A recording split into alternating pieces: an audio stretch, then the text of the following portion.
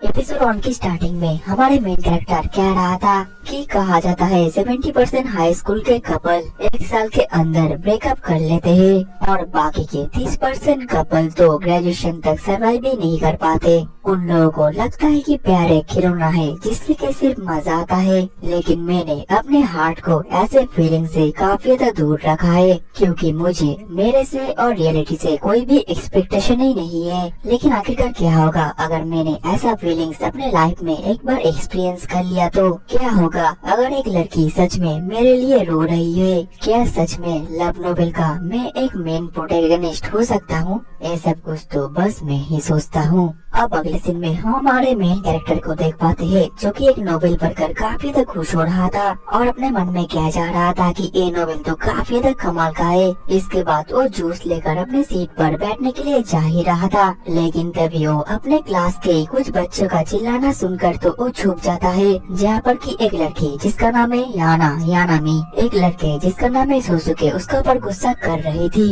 ये सब कुछ देखकर हमारा मेन कैरेक्टर अपने मन में कहता है ये दोनों ही तो मेरे क्लासमेट है, क्या एक कपल अपना झगड़ा किसी और जगह पर नहीं कर सकते? जिसके बाद वो कुछ न बोलकर अपने जगह पर जाकर बैठ जाता है। वहीं पर यानामी कह रही थी कि तुम्हें करण चैन के पास जाना चाहिए सोसुके, क्योंकि वो बहुत ही जल्द ब्रिटेन जाने वाली है। और ये सब कुछ सुनकर साइड से हमारा मेन कैरेक्टर कह रहा था करण चैन तो वही लड़की है जो कि कुछ ही दिन पहले हमारे स्कूल में ट्रांसफर होकर आई है। लेकिन रुको जरा, क्या वो फिर से ट्रांसफर होने वाली है? क्या वो ब्रिटेन जाने वाली है? ये तो कुछ ज्यादा ही फास्ट हो गया है। दूसरी तरफ सोसुके यानामी को कह रहा था लेकिन उसने मुझे फेयरवेल जाना दिया।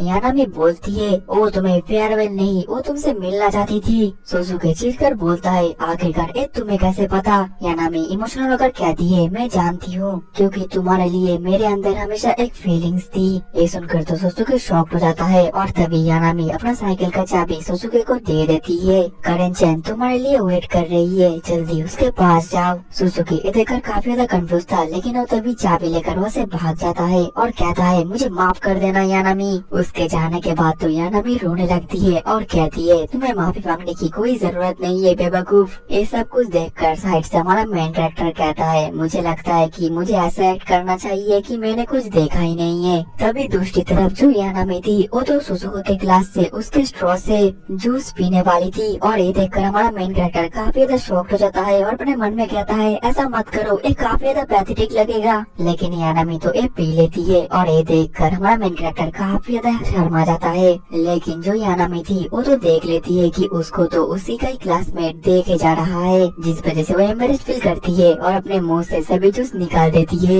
वहीं पर हमारा मेन कैरेक्टर शांत होकर अपने मन में कहता है मैंने कुछ नहीं देखा। लेकिन तभी तो वहाँ पर यानामी आकर बैठ जाती है। सोसुके कुछ क्या पता उससे पहले यानामी बताने लगती है सोसुके और मैं बचपन के दोस्त थे, उसने मुझे एक बार रिंग पहना दिया था और बचपन में कहा था कि वो मुझसे शादी करेगा। ये सब कुछ बोलते हुए तो वो बहुत ही जोर जोर से रो रही थी और हमारा मेन कैरेक्टर उसको शांत कर रहा था और कहता है ऐसे रो मत। अब अगले सीन में नुकुमिजुको यानामी के लिए एक टी लाता है और कहता है इसको पीकर थोड़ा शांत हो जाओ। लेकिन यानामी उसको पीने के बाद भी काफी ज्यादा उदास थी। ये देखकर नुकुमिजुको काफी ज्यादा अजीब लगता है। लेकिन तभी उन लोगों का फ्राइज ऑर्डर आ जाता है जो देखकर तो अचानक से यानामी खुश हो जाती है। नुकुमिजु शॉक्ड होकर कहता है यानामी क्या है तुमने ऑर्डर किया है? लेकिन यानामी तो कुछ जवाब ही नहीं देती और खाई जा रही थी। नुकुमिजु कहता है मैं फिर से पूछ रहा हूँ क्या है फ्राइज तुमने ऑर्डर किया है? यानामी उसका जवाब नहीं देती और कहती है सुजुकी ने मुझे प्रॉमिस किया था कि मैं उससे शादी करूंगी। उसका ये बर्ताव देखकर तो नुकुमिजु परेशान होकर पूछता है तो फिर आखिरकार ये प्रॉमिस सुजुकी ने तुमसे कब किया था?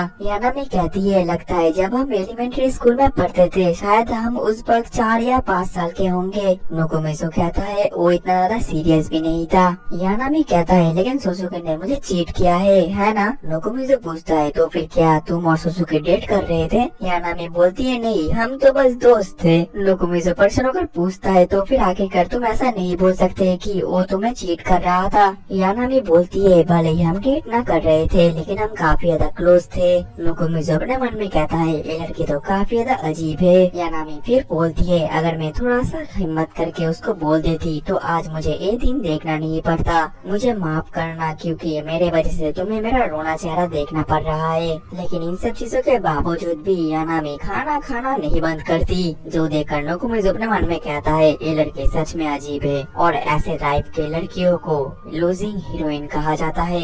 देन अगले सीन में नोकोमिज़ु हमें बता रहा था अलग अलग टैप में पानी का स्वाद अलग अलग होता है और मैं ज्यादातर इसी टैप में पानी पीता हूँ क्योंकि इसमें पानी में थोड़ा सा नमक नमक भी फील होता है। यानी कि इस जगह से मेरे क्लासरूम में जाने के वक्त भी मैं लड़कियों से डिस्टेंस बनाकर रखता हूँ और ये भी मैं कैलकुलेट करता रहता हूँ। इसके अगले पर नोकोमिज़ु जब अपनी क्लास में पहुँचता है तो वहाँ पर तो करेन चैन यानामी को अपने साथ लंच के लिए इनवाइट करती है, लेकिन यानामी उसको बोलती है तुम दोनों मजे करना और फिर जाने लग जाती है। करेन चैन उसको रोकती है और कहती है तुम मेरे सबसे ज्यादा अच्छे दोस्त हो। ये सब कुछ देखकर नोकोमिज़ु को समझ आ जाता है कि यानामी को काफी ज्यादा दिक्कतें हो रही है। इस वजह से वो यानामी के पास जाकर कहता है टीचर तुम्हें बुला रही है यानामी सैन। इसके बाद यानामी मौका देखकर वहाँ से चली जाती है और फिर कहने लगती है नोकोमिज़ु तुम मेरी मदद कर रहे थे है ना। जवाब में नोकोमिज़ु हाँ कहता है। यानामी उसको शुक्रिया बोलती है। इसके बाद नोकोमिज़ु कहने लगता है ओ मुझे एक बात याद आ गई, फ्राइडे को मैंने जो पैसा दिया था वो तुम मुझे कब वापस करोगी। फिर हमें पता चलता है कि पिछले बार रेस्टोरेंट में यानामी जो भी कुछ खा रही थी उन सभी का पैसा नोकोमिज़ु ने चुकाया था। प्रेजेंट में यानामी बोलती है अभी मेरे पास मेरा वॉलेट नहीं है, मैं तुम्हें बाद में तुम्हारे पैसे वापस कर दूंगी, इस वजह से मेरे लिए तुम लंच ब्रेक में स्टेयर्स में वेट करना। नोकोमिज़ु खुश होकर कहता है सुनकर अच्छा लगा कि तुम मुझे मेरे पैसे वापस कर दोगी। इसके बाद वो दोनों ऐसे कॉरिडोर में चल रहे थे, लेकिन तभी वहाँ पर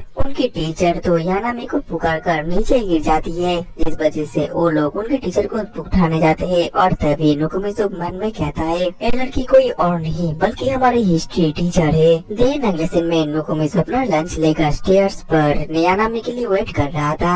तभी वहाँ पर यानामी आकर बोलती है मुझे तुम्हारी मदद चाहिए, करेन चैन ने मुझे उन लोगों के साथ कैरियोके में इनवाइट किया है। ये सुनकर नोकोमिज़ु कहता है तो फिर तो ये तुम्हारे लिए अच्छी बात है। यानामी गुस्सा होकर कहती है क्या तुम्हें ये अच्छा लग रहा है, क्या तुम चाहते हो कि मैं उन दोनों को एक साथ देखकर मर जाऊं। नोकोमिज़ु कहता है यानामी मेरे पैसे, लेकिन तभी यानामी सुजुकी का कोई जवाब न देकर अपने बातों में ही लग जाती है। ये देखकर नोकोमिज़ु को काफी ज्यादा अजीब लगता है। जिसके बाद वो कहता है यानामी क्या तुम मुझे अब मेरे पैसे वापस करोगी, और उस दिन रेस्टोरेंट का बिल उसको दे देता है।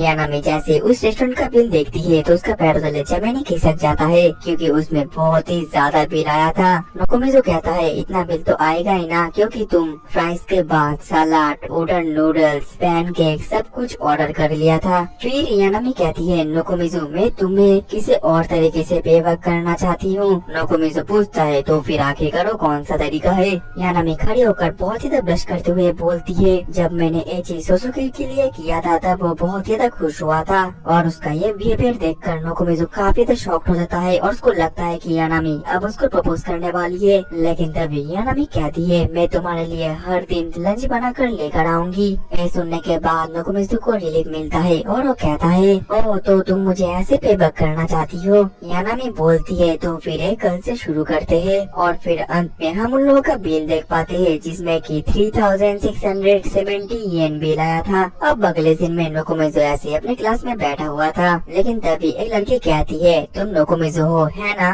नोकोमिज़ु शॉक्ड होकर अपने मन में कहता है आखिरकार अब ये लड़की कहाँ से टपक गई। और लड़की कहती है मेरा नाम कोमोरी है और मैं लिटरेचर क्लब से तुमसे बात करने के लिए आई हूँ। नोकोमिज़ु कहता है लेकिन कोई लिटरेचर क्लब से मुझसे बात क्यों करेगा। कोमोरी बहुत ही शर्मा कर कहती है क्योंकि तुम भी तो लिटरेचर क्लब का एक मेंबर हो, और फिर वहाँ से भाग जाती है। जिसके बाद नोकोमिज़ु अपने मन में कहने लगता है हाँ मैंने तो लिटरेचर क्लब में ज्वाइन किया था और ये तो मुझे ढंग से याद भी नहीं था। अब अगले दिन में नोकोमिज़ु लिटरेचर क्लब में पहुँचता है और उस क्लब में उसकी प्रेसिडेंट बोलती है तो तुम हो नोकोमिज़ु। नोकोमिज़ु माफी मांगता है और कहता है क्लब में न आने के लिए मुझे माफ करना। वो प्रेसिडेंट कहती है कोई बात नहीं, लेकिन तुम ज्यादा से ज्यादा समय आज क्लब में बिताओ क्योंकि स्टूडेंट काउंसिल की नजर पूरी तरीके से हमारे ऊपर है। अब अगले दिन में नोकोमिज़ु अपने कमरे में नोवेल पढ़ रहा था, लेकिन तभी उसकी छोटी बहन वहाँ पर आ जाती है। नोकोमिज़ु कहता है आखिरकार काजू तुम मेरे कमरे में क्यों आए हो। काजू बोलती है आप मुझसे इतना ज्यादा रूड क्यों हो रहे हो, इसी वजह से आपका कोई दोस्त या गर्लफ्रेंड नहीं है। लेकिन आप चिंता मत करना, मैं आपके लिए लंच बॉक्स बना कर दूंगी जो कि बहुत ज्यादा खूबसूरत होगा और आपके आसपास के बच्चे देखकर तरफ से बात करने लगेंगे, जिस वजह से आप दोस्त बना पाओगे। नोकोमिज़ो कहता है उसकी कोई जरूरत नहीं है। काजू तो सुनकर काफी ज्यादा खुश आती है और कहती है भैया क्या आपकी गर्लफ्रेंड बन चुकी है। नोकोमिज़ो बोलता है वो मेरी कोई गर्लफ्रेंड या दोस्त नहीं है। काजू कहती है अगर वो आपकी दोस्त नहीं है, गर्लफ्रेंड नहीं है, तो फिर वो आपके लिए लंच बॉक्स क्यों बना रही है। नोकोमिज़ो बोलता है वो मेरे एक सर्विस के लिए पे बैक करना चाहती है। काजू कहती है ओ तो ये एक प्रकार का बिजनेस की तरह है। दिन अगले से मैं नोकोमिज़ो अपने स्कूल के वही जगह पर बैठा हुआ था और यानामी उसको बोल रही थी कि मैंने तुमसे पिछले दिन मदद मांगी थी, क्या तुम्हें पता है कैरियोके में जाकर उन दोनों को एक साथ देखकर मुझे काफी ज्यादा दिक्कतें हो रही थी और ये सब कुछ सोचकर तो यानामी गुस्सा कर रही थी। नोकोमिज़ो कहता है क्या तुम मेरे लिए मेरा लंच बॉक्स लाई हो। यानामी फिर उसको एक लंच बॉक्स दे देती है और ये देखकर नोकोमिज़ो को काफी ज्यादा अजीब लगता है।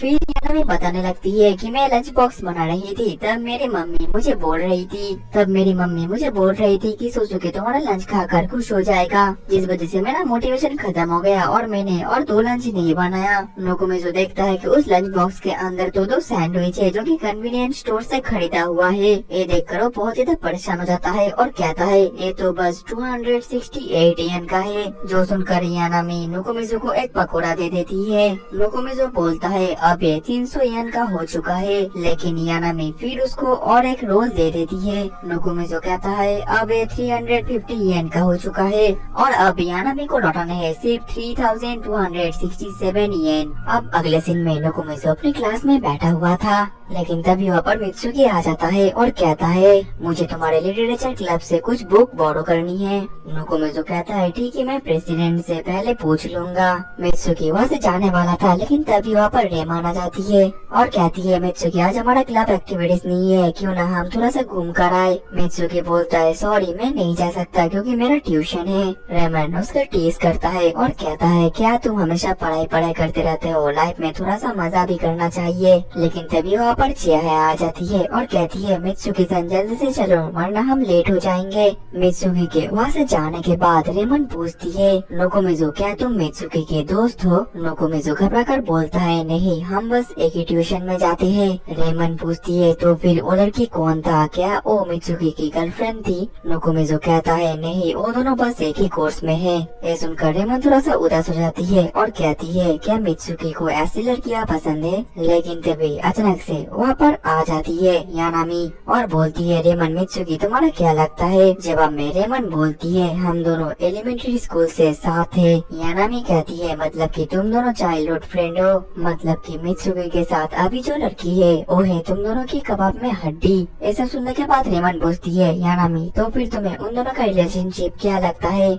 यानामी खुश होकर बोलती है उन दोनों को देखकर ऐसा लगता है कि वो बस नॉर्मल फ्रेंड्स है। जो सुनकर रेमन काफी ज्यादा खुश रहती है और वो दोनों तो उछलने लगते हैं। वही पर उन दोनों को खुश देख कर नोकोमिज़ो भी खुश होता है। अब अगले ही पल हम देख पाते हैं कि यानामी काफी ज्यादा उदास थी और कह रही थी कि आज मुझे फिर से इनविटेशन मिला है करेंचन के घर पर एक साथ पढ़ने का। नोकोमिज़ो बोलता है तो फिर तुम्हें मना कर देना चाहिए। यानामी बोलती है अगर मैं मना कर देती हूँ तो फिर वो दोनों तो अकेले एक साथ पढ़ेंगे और मैं उन दोनों के ऊपर नजर भी नहीं रख पाऊंगी। नोकोमिज़ो बोलता है खैर छोड़ो क्या तुमने मेरा लंच लाया है। यानामी चिढ़कर बोलती है नोकोमिज़ो तुम काफी ज्यादा रूड हो, इस वजह से तुम्हारे कोई भी दोस्त नहीं है। नोकोमिज़ो सुनकर परेशान हो जाता है, लेकिन तभी यानामी अपना टिफिन बॉक्स का ढक्कन उसको पकड़ा देती है और फिर उसके ऊपर कई सारा चावल देकर बोलती है मैं सिर्फ एक ही लंच बॉक्स में सब कुछ लेकर आई हूँ। नोकोमिज़ो तो काफी ज्यादा शॉक्ड हो जाता है। यानामी पूछती है तो फिर आगे का इसका प्राइस क्या होगा, जिसमें नोकोमिज़ो कहता है लगभग 400 येन तो होगा ही। यानामी खुश रहती है और कहती है अगर ऐसा ही चलता रहा तो समर वेकेशन से पहले मैं तुम्हारा पे बैक कर दूंगी। और फिर नोकोमिज़ो भी खाना खाने लगता है। अब अगले सीन में नोकोमिज़ो देख रहा था यानामी को सिर्फ और 2862 येन देने हैं और फिर वो वही ब्रिज पर पहुंच जाता है। लेकिन तभी वो कुछ आवाज सुनकर शॉक हो जाता है और इसके अगले पल ही स्कूल के रूफटॉप में जाता है जहाँ पर के पहले से यानामी खड़ी हुई थी। यानामी भी नोकोमिज़ो को देखकर उसको बुलाती है और फिर वो दोनों ऊपर से रेवंचन का दौर देख रहे थे। लेकिन अचानक से नोकोमिज़ो कुछ ऐसा देखता है जो देखकर वो काफी ज्यादा हैरान हो जाता है। वो देखता है जो यानामी थी वो तो रो रही थी और फिर वो कहती है मैं डम्प हो चुकी हूँ, है ना? मेरे दिमाग को ये पता है, लेकिन शायद मेरी बॉडी को अभी तक ये नहीं पता चला है। नोकोमिजो, तुम मेरे फीलिंग्स को समझ पा रहे हो, है ना? जवाब में नोकोमिजो हाँ कहता है। यानामी और भी बताती है, मुझे पता है कि मेरे आसपास के सभी चीजें आगे बढ़ रहे हैं, समय भी किसी के लिए नहीं रुकता, लेकिन मैं अभी भी उसी चीज में स्टिक हूँ। नोकोमिजो बोलता है मैं तुम्हारे बातों से रिलेट नहीं कर पा रहा हूँ, क्योंकि आज तक मैं कभी भी डम्प नहीं हुआ हूँ। ये सुनकर यानामी हंसकर बोलती है, लगता है तुम लड़कियों के बीच में काफी ज्यादा पॉपुलर हो। इसके बाद नोकोमिजो हमें फिर से बता रहा था, हाई स्कूल के कपल बस 70% ही एक साल के अंदर ब्रेकअप कर लेते हैं, और बाकी के 30% वो तो सिर्फ ग्रेजुएशन तक ही टिकते हैं। वो लोग प्यार को एक खेल समझते हैं, उसके लिए वो लोग तड़पते हैं, हंसते हैं, रोते हैं, लेकिन अभी तक मुझे ऐसी कोई फीलिंग्स नहीं आई है। लेकिन क्या होगा अगर मैं वैसा ही कुछ एक्सपीरियंस करूँ अपने लाइफ में? एक लड़की जो कि मुझे पाने के लिए रोएगी, क्या सच में मैं एक लव नोवेल का प्रोटैगनिस्ट बन भी सकता हूँ? और इसी के साथ ही हमारा एपिसोड 1 खत्म हो जाता है। तो दोस्तों, मुझे इसको कंटिन्यू करना चाहिए या नहीं, कमेंट करके जरूर बताना। जितना ज्यादा कमेंट और लाइक होगा, मैं समझूंगा कि मुझे इसको कंटिन्यू करना चाहिए। मिलते हैं नेक्स्ट एपिसोड में, तब तक के लिए टाटा बाय बाय सायोनारा।